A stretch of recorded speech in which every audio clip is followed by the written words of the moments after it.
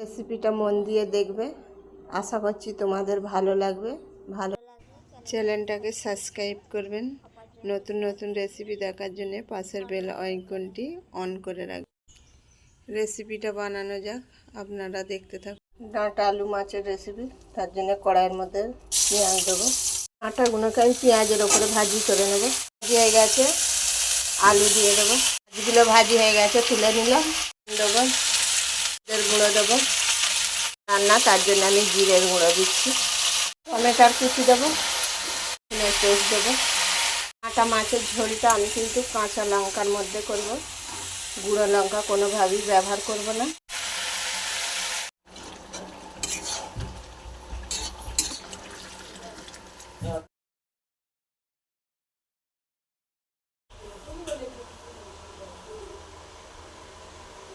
মাছ রান্নাটা রেডি হয়ে গেল। ডাঁটা দিয়ে মাছ রান্নাটা রেডি হয়ে গেল। ভিডিওটা ভালো লাগলে লাইক শেয়ার কমেন্ট করুন।